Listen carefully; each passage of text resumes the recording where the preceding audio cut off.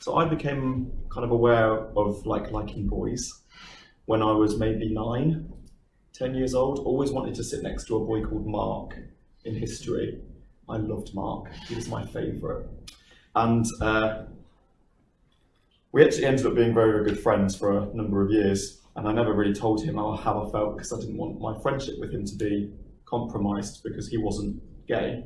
He had a girlfriend and he's now married with 2 kids, which is lovely. And when I was growing up, I kept it to myself, kept my sexuality to myself. And the reason I did that is because of the environment I grew up in. I grew up in a religious family, Roman Catholic, and my family as a whole held very strong views and beliefs around sexuality or what you should or should not do.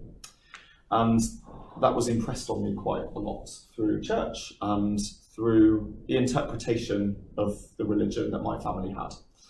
I don't think that Roman Catholicism in general teaches a certain thing about sexuality, but I think it is loose enough that different people interpret things in different ways.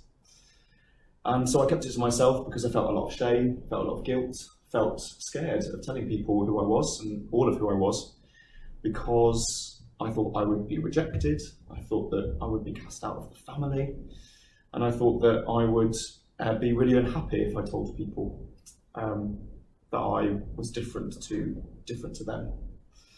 And I ended up coming out of the closet when I was maybe 16, 17 to my friends, and I came out of the closet to my family when I was 18 years old, when I was at university, a year before I met a teacher, because I fell in love for the first time when I was 18, and kind of realised, well, this isn't a thing that I can hide away from people anymore.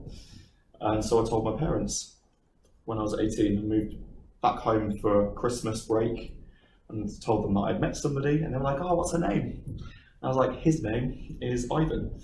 And they were taken aback, quite shocked. My mom held her religion more solidly, or the conviction of her religion more solidly than my dad. So for my mom, it was much harder than my dad. But she, quote unquote, saw the light and realised that it was just a part of me and there was nothing wrong with it. It was just different to the majority of anybody that she knew, really. And we had about 12 months where I was a bit touch and go with my mum, a bit awkward to sit in the same room as her. And that's my individual experience. Some of my friends told their family and they were like, yeah, we know. And on the other end of the spectrum, some of my friends have told their family and they've had a different experience, and some of them don't speak to their family anymore. And that's really hard. That's really sad, but it's made them a stronger person as a result of it. So my feelings have changed a lot over the last, 12, 13 years.